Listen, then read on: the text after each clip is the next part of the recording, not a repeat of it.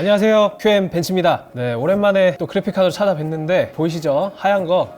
저희 K사전에서도 한번 소개해드린 바 있는 ASUS KO, 한국인을 위한, 한국 게이머를 위한 그래픽카드고, 오늘은 RTX 3060 Ti KO 버전입니다. 3060 Ti는 12월 1일에 출시됐죠. 그리고 성능이 3070의 약 90%에 가까운 성능을 자랑하면서 그 MSRP는 약 $100 정도 저렴한 그런 가격대에 출시가 됐는데, 사실 3060 Ti가 2080 슈퍼 동급 또는 그 이상의 성능을 자랑하면서 기대를 많이 모았는데, 네, 가격이 그 달러로 봤을 때는 상당히 괜찮아 보였는데, 국내 가격이 살짝 불만이지만 하루빨리 안정화되길 기다리면서 제품 한번 살펴보도록 하겠습니다. 자, 사실 3070이랑 패키지 디자인은 동일해요. 여기 보이시는 호랑이, 네, 그 KO 에디션이 왜 KO 에디션인가 봐야 되는데, 이 KO가 코리안 오리진의 약자더라고요. 그래서 조금 해석을 하자면 뭐라고 해야 되나, 뭐 한국의 근본? 뭐 이렇게 해야 되는 것 같은데, 이 사실 한국하고 호랑이하고 또 관련이 많잖아요. 한국 한반도를 그 호랑이로 형상한 지도도 제가 본 적 있는 것 같고, 또 우리나라 그 서울올림픽 때 호돌이도, 네, 호돌이도 호랑이 마스코트. 이거 너무 갔나? 88올림픽은 너무 간 것 같은데, 아무튼 그래서 호랑이를 이렇게 좀 컨셉트로 내세워가지고, 또 그래픽 카드다 보니까 이제 RGB LED를 강조한 듯한 그런 느낌이 드네요. 그리고 눈이 오드아이예요. 여기 파란색, 빨간색, 아마 그 태극 무늬를 상징한 게 아닌가 이렇게 생각이 들고, 전반적으로 이렇게 약간 수묵화 느낌의 일러스트가 느낌이 나름 괜찮은 것 같습니다. 그리고 여기 KO 로고가 이렇게 큼지막하게 박혀 있고요. 자, 패키지 뒷면인데 한국어로 도배가 되어 있습니다. 한국에서 팔려면은 이렇게 좀 현지화를 잘 해줘야죠. 네, 너무너무 좋고요. 게임할 때도 여러분들 항상 한국어 지원율을 따지지 않습니까? 그래서 이렇게 국내 시장에 맞게 이렇게 한국어로 특징들 이렇게 설명해 놓은 거는 플러스 점수 드리고요. 그 다음에 뭐 슈라우드 설명이라든지, 그 다음에 뭐 엑시얼 테크펜, 그리고 에이스 GPU 트윅, 여러 가지 특징들을 이렇게 좀 한국어로 소개하고 있습니다. 네, 저희 한번 봤으니까 이거 바로 개봉해서 제품 보도록 할게요. 자, 먼저 본체를 보기 전에 요 안에 뭐가 들었는지 살펴보겠습니다. 뭐 보나마나 간단한 매뉴얼 같은 거 있겠죠. 자, 그래픽 카드가 있습니다. 네, 카드. 이 카드는 그냥 뭐 액세서리인 것 같아요. 기분 좋으라고 액세서리. 여기 뭐 보시면 오버클로킹 게이지 4개 차 있고, 쿨링 성능 한 4개 차 있고, 뭐 이런 식으로 종이 카드가 마련이 되어 있습니다. 그 다음에 이제 ASUS 감사 카드, 우리 제품 사줘서 고맙다, 이런 감사 카드가 있고요.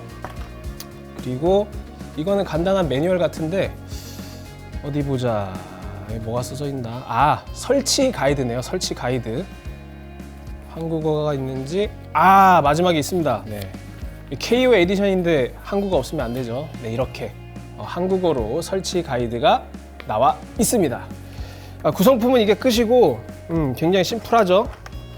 그리고 이제 중요한 그래픽 카드를 봐야 되는데, 자, 제가 비닐을 뜯어 보겠습니다. 싹. 아주 꺼내기가 간편해졌어요. 세상 많이 좋아졌죠. 자, 이게 외형 디자인인데, 디자인은 사실 취향 영역이라서 뭐 여러분들 각자 평가가 다를 수는 있겠지만, 제 취향의 스타일은 아닙니다. 네, 제 취향 스타일은 아닌데, 왜냐면 저는 그 색이 들어간 걸 별로 좋아하지 않아서. 그런데 이 디자인을 뭐 좋아하시는 분들도 계시고, 실제로 QM들도 샴페인 골드 그리고 실버 조합이 괜찮다, 이렇게 의견을 주는 사람도 있었고요. 3펜은 아니고 2펜이고요. 여기 보시면 큼지막한 95mm 듀얼 펜이 위치하고 있고, 상단에는 샴페인 골드, 하단에는 실버, 이렇게 구성이 되어 있습니다. 그리고 무엇보다 가장 큰 특징이 그래픽카드 슈라우드에 한국어가, 네, 한글이 이렇게 좀 표기가 되어 있다는 건데, 상단에 보시죠? 필승. 네, 여러분들 뭐 군대 갔다 오신 분이 많으실려나 모르겠는데, 군대 가면 지겹도록 아래쪽은 NIMI 아니에요. 이거 뒤집으면 윈입니다. 윈. 네, 윈. 그리고 왼쪽에 이렇게 호랑이 아이콘처럼 이렇게 되어 있고요. 이거 이렇게 읽는 게 아니고 이렇게 읽는 거예요. 자, 그리고 측면에는 지포스 RTX 로고, 여기는 LED가 없고 단순히 프린팅 된 거고요. 오른쪽에 ASUS 로고, RGB LED 점등됩니다. 그 LED가 어디 나왔냐면 방금 말씀드린 이 측면하고 그다음에 이 전면 쪽에도 다 LED가 나와요. 여기 상단에 필스, 그다음에 하단에 윈, 여기에도 다 LED가 점등되고, 그리고 안쪽에 RGB LED 그 다이오드가 탁탁탁 박혀 있어가지고 히트싱크 쪽으로 빛이 퍼져요. 이거는 딱 장착을 했을 때 바로 살펴보실 수 있고요. 그다음에 백플레이트, 네, 뭐 백플레이트 당연히 있죠. 네, 백플레이트 당연히 있고, 근데 디자인이 좀 평범합니다. 전면에는 이렇게 한국어도 각인되어 있고, 그다음에 뭐 호랑이 아이콘도 있고, 뭐 여러 가지 개성들이 있는데 사실 이 백플레이트의 디자인은 좀 단조로운 게 아닌가, 그렇게 좀 생각이 들고요.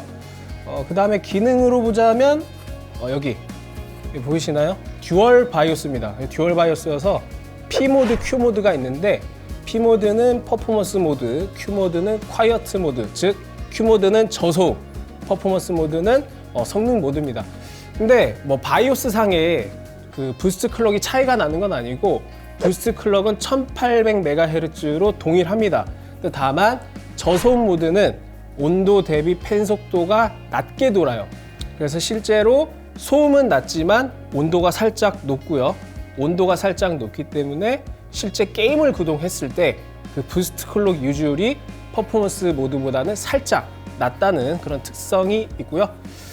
그 다음에 출력 포트를 보시면 커버가 또 이렇게 있네요. 커버, 이렇게 검은색으로 커버가 있는데, 자, 이거 좀 떼주면은 커버를 다 떼볼게요. 자, 이렇게 DP 3개, 그리고 HDMI가 2개나 달려 있습니다, 여러분. 그 HDMI 2.1을 지원하잖아요, 지포스 30 시리즈가. 근데 HDMI 2.1 포트가 2개나 지원하고 있어서 그 그래픽 카드를 단순히 이제 모니터가 아니라 그 TV랑 구성하시는 분들은 사실 HDMI 2.1 한 개만 딱 있으면 구성상에 불편함이 있을 수 있거든요. 사운드바를 같이 구성하고자 할 때 그러신 분들은 그 ARC 기능이 버그가 좀 많아가지고 하나는 TV, 하나는 사운드바 이렇게 연결하시면은 구성상의 어떤 세팅상의 스트레스에서 좀 많이 해방되지 않을까, 그런 생각이 들고, 저도 실제로 지포스 30 시리즈 쓰고 있는데 HDMI 2.1 2개 포트를 가진 모델을 사용하고 있습니다. 그리고 하나 차이점이 있다면, 일반 모델과 다르게 이 브래킷이 스테인리스 스틸이에요. 네, 스댕. 일반적인 어떤 철재질 그런 것보다는 외부 오염에 대해서 좀 강할 수 있고, 그 다음에 좀 마감이 굉장히 질감 마감이 매끈매끈해요. 하단에 보시면 스테인리스 스틸이라고 이렇게 좀 표기가 되어 있습니다. 그리고 3070 KO 버전과 다른 점이라면 이 8핀 보조 전원이 하나예요. 아무래도 3070보다는 소비 전력이 조금 낮기 때문에 이 8핀 보조 전원 한 개로 이렇게 좀 구성을 한 것 같고, 전반적인 외형은 이렇게 됐는데, 저희가 이제 그 겉 모습뿐만 아니고 이제 직접 분해를 하면서 그 PCB 레이아웃이나 그 다음에 쿨링 솔루션이 어떻게 구성되어 있는지 그것도 확인해 보도록 하겠습니다. 네. 네, 분해를 완료했고요. 자, 여기 보시면 이게 PCB, 그 다음에 백플레이트, 히트싱크, 그 다음에 슈라우드 이렇게 있습니다. 슈라우드부터 한번 살펴보면, 제가 아까 말씀드린 그 안쪽에 LED가 있다는 게, 여기 보시면 쿨링팬 바깥에 이렇게 딱 LED 소자가 이렇게 박혀 있어요.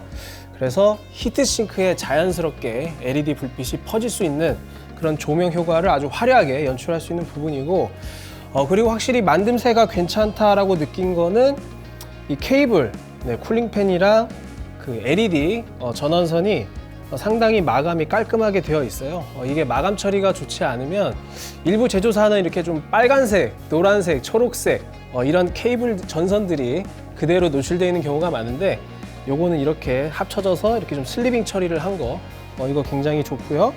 그 다음에 이제 케이블도 그 바깥에서 봤을 때 지저분한 느낌이 안 들도록 이렇게 쿨링팬을 딱 별도의 가이드를 둬서 이렇게 직렬로, 네, 이렇게 아주 잘 매끈하게 되어 있습니다.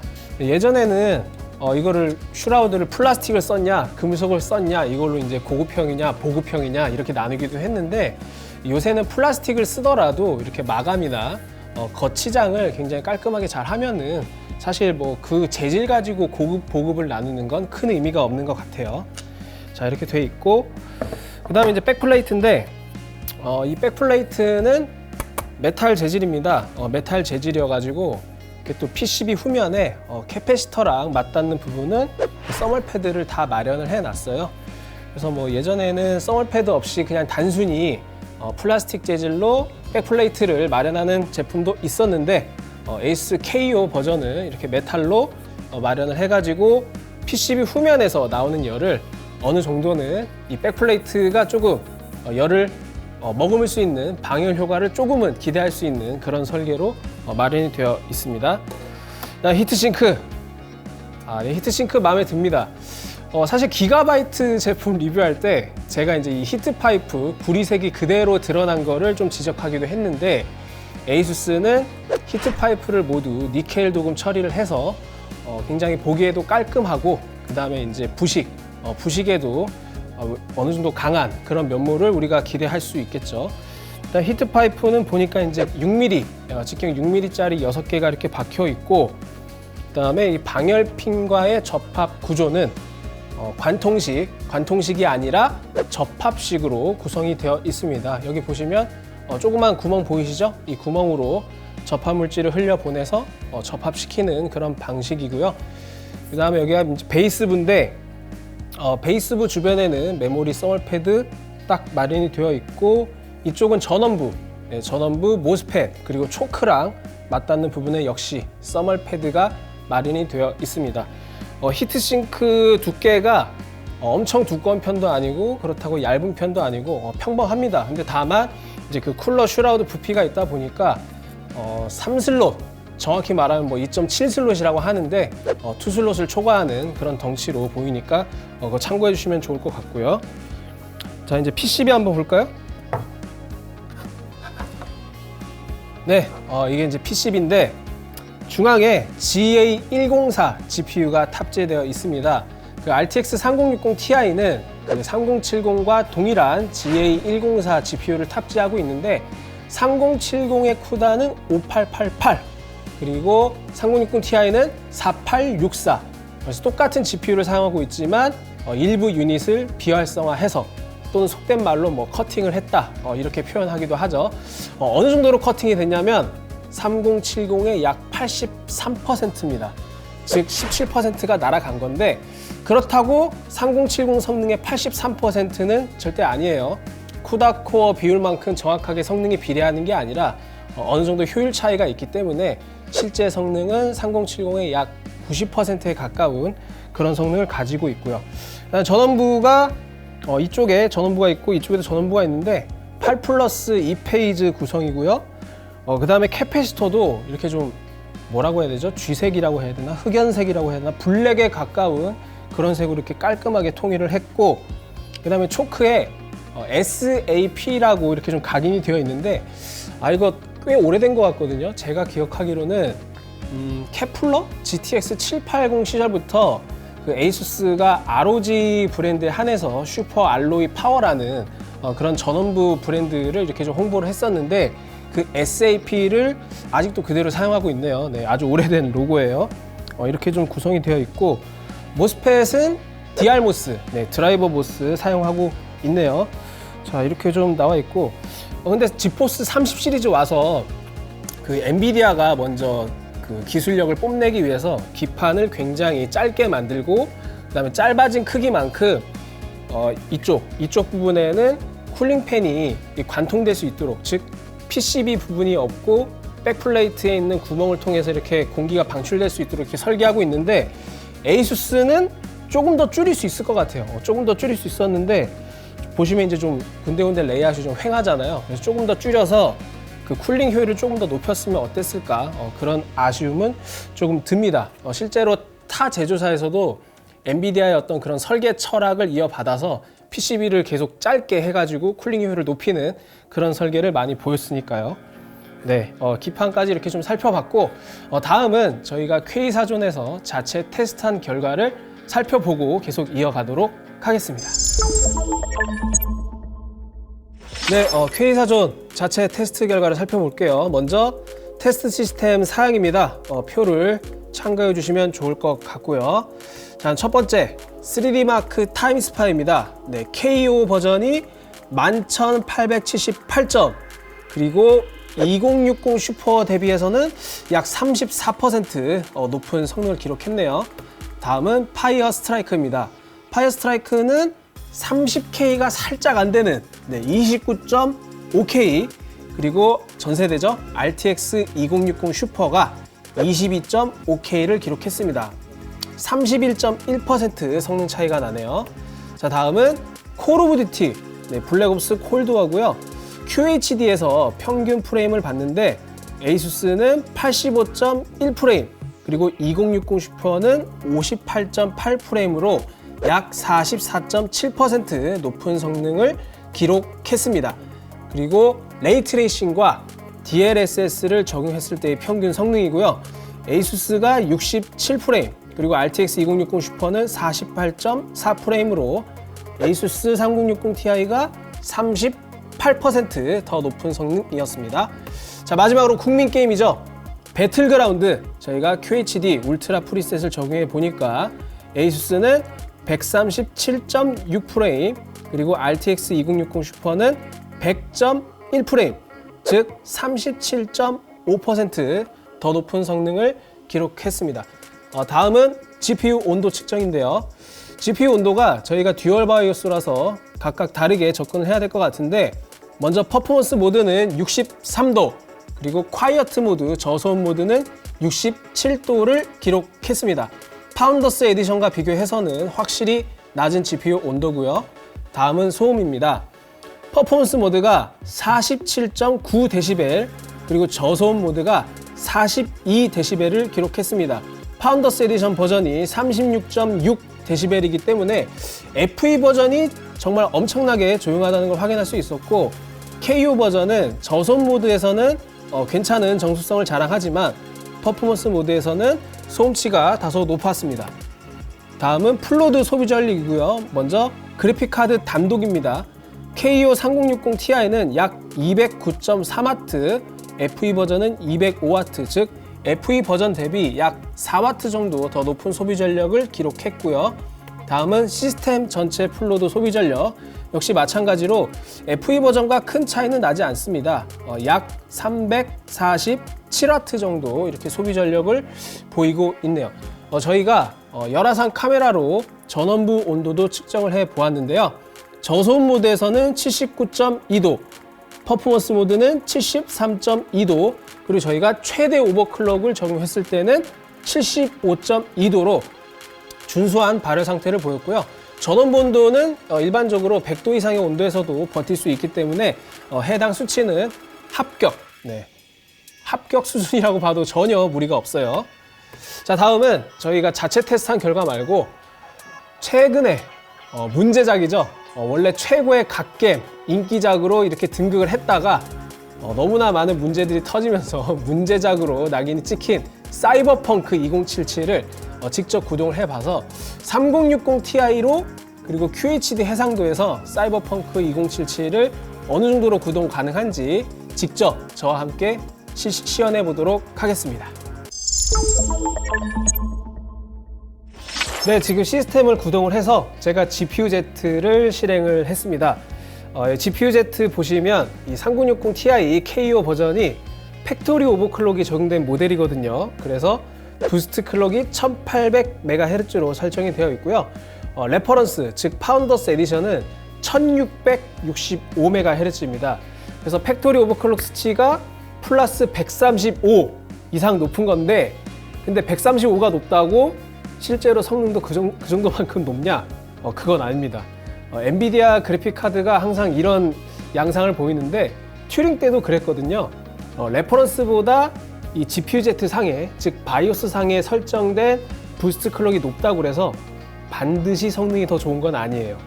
이거는 부스트 클럭이 작동하는 알고리즘, 그리고 바이오스 완성도, 여러 가지 요소에 합쳐진 결과이기 때문에, 그래서 소비자 입장에서는 좀 헷갈릴 수 있는 게, 단순히 그 바이오스 사항의 클럭만 가지고 성능 위아래를 정확하게 추측하는 건 힘들다. 저희가 실제로 KO 버전을 테스트해 봐도 파운더스 에디션보다 비슷하거나 소폭 떨어져요. 네, 참으로 이해되지 않는 상황이죠. 그게 왜 그러냐면 모두 실제 부스트 클럭은 그만큼 차이 나지 않기 때문에 그렇게 이해하시면 되겠습니다. 그리고 이제 어드밴스드 탭에 가보면 그 KO 버전이 가진 전력 제한 레벨 상황을 볼 수 있는데, 여기 파워 리밋이 디폴트 값이 200W로 되어 있고요. 추가로 플러스 8%까지 상향 조절할 수 있기 때문에 맥시멈 값이 216W까지 이렇게 전력 제한 레벨을 해제할 수 있습니다. 그리고 오버클럭 좋아하시는 분들은 전력 제한 레벨을 216W까지 쓸 수 있다는 점 알아두시면 좋겠고요. 기본적인 정보를 봤으니까 바로 사이버펑크, 사펑을 실행해 보도록 할게요. 자, 버전은 최신 버전이죠. 1.05 버전을 적용을 했고, 저희가 그 나이트 시티, 즉 도심 환경에서의 세이브 파일을 불러와가지고 한번 프레임을 살펴볼게요. 자, 일단은 제가 옵션을 설정을 할 건데, 3060 Ti는 사실 하이엔드는 아니잖아요. 네, 하이엔드. 뭐 잘 쳐주면 퍼포먼스급이고, 또는 메인스트림급이라고 할 수도 있는데, 60 라인업이 제일 시장에 많이 팔리는 라인업이니까. 근데 이제 가격이 50만 원대 이상이기 때문에 그래픽카드 많이 높아졌죠. 먼저 해상도는 QHD로 이렇게 설정을 하고, 그 다음에 이제 옵션을 어디 보자. 울트라가 있고 레이트레이싱이 있고 또 레이트레이싱 울트라 이렇게 있는데, 여기서는 울트라는 좀 너무 높잖아요. 그래서 높음 옵션에다가 DLSS, 이거 희망입니다. 진짜 사펑같이 고사양 게임에서는 희망인데, 이거를 균형으로 맞춰주고요. 레이트레이싱도 켤게요. 레이트레이싱 켜고, 그 다음에 반사가 있고 그림자가 있고 조명이 있고 이렇게 여러 가지 옵션이 있는데, 이건 사실 취향의 문제라서 정답은 아닙니다. 제 개인적인 취향으로는 사이버펑크가 지원하고 있는 레이트레이싱 옵션 중에서도 저는 레이트레이싱 반사가 가장 체감 효과에 좋다고 생각하기 때문에 반사 효과만 이렇게 켜도록 하겠습니다. 자, 이렇게 딱 적용을 했는데, 그리고 사이버펑크 2077이 좋은 게 옵션을 변경했을 때 게임을 재실행하지 않아도 된다는 거, 바로바로 적용이 가능한 너무너무 좋고요. 이렇게 적용을 했을 때 지금 프레임이 70프레임, 60프레임 이상 확 나오죠. 70프레임 정도로 나오기 때문에 나이트 시티에서도 이 정도 프레임 나오면 즐기는데 뭐 전혀 무리가 없는 그런 수준이죠. 물론 고주사율 게이밍을 원하시는 분들한테는 더 높은 그래픽 카드로 가는 게 좋고요. 사람 많아지니까 뭐 60프레임 이렇게 나오네요. 레이트레이싱 반사 효과를 제가 켰는데, 이것만 보면은 뭐 반사 효과가 뭐 어디서 정확히 적용된 건지 잘 모르실 수 있어요. 그래서 제가 대표적으로 예를 좀 보여드릴 수 있는 그런 걸 좀 찾으려고 할게요. 건물 외벽에 여기 보자. 반사 효과가 제대로 적용된 게 있네요. 지금 보시면 뒤에 뭐가 있어? 뒤에 보시면 이렇게 거대하게, 잠깐만, 이거 버그 아니야 또? 전광판이 반짝거리는 거? 이거 버그 같은데. 제가 사펑은 벤치만 하고 게임을 아직 즐겨오질 않아가지고 저게 버그인지 연출인지 쉽게 판단이 안 되는데, 아무튼 지금 전광판 이렇게 동그랗게 돌아가고 있잖아요. 이 전광판이 여기 보시면 건물 외벽에서도 천천히 돌아갑니다. 즉 미리 그 반사의 소스가 되는 그런 그래픽과 텍스처를 미리 구워 놓은 게 아니라 실시간으로 이렇게 자연 환경이 아니죠. 도심 환경을 그대로 건물 외벽에 반사시켜서 반영되는 모습을 확인할 수 있고요. 이거랑 똑같이 건물 외벽이나 그런 것도 실시간으로 반영이 돼서 확실히 게임이 좀 살아 움직이는 듯한 느낌을 받는 데는 저는 개인적으로 레이트레이싱 반사 효과를 추천드립니다. 그러면 레이트레이싱 껐을 때는 어떻게 나오느냐? 껐을 때, 자, 한번 꺼볼까요? 끄면은 보이시죠? 뭔가 그럴듯하게 반사는 되어 있지만 이게 진짜 반사가 아니고 사전에 설정된 그래픽 효과를 그냥 반사시켜서 입혀놓은 겁니다. 그래서 실시간 연산이 거의 일어나지 않기 때문에 성능이 높아지죠. 지금 프레임 보니까 90프레임, 뭐 80프레임 이렇게 나오네요.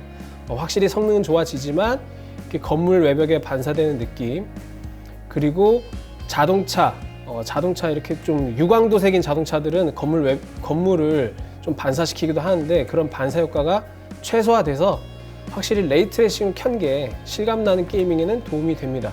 또 대표적인 게 또 뭐가 있냐면 바닥을 좀 가볼까요? 바닥 효과.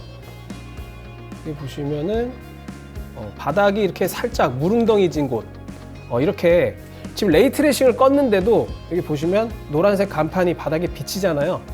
근데 레이트레이싱 껐을 때는 그 스크린 스페이스 리플렉션이라고 하죠. 줄여서 SSR이라고 하는데 단순히 카메라 앵글에 담긴 화면을 그대로 뒤집어서 반사시켜줘서 보여주는 거고, 실제로 이 광원을 추적해서 실시간으로 반사시켜주는 건 아니에요. 그래서 어떤 부작용이 있냐면 게임 화면에서 이 노란색 간판이 사라지면 그 바닥에 반사되는 노란색 불빛도 같이 사라집니다. 자, 제가 카메라를 살짝 아래로 내려볼까요?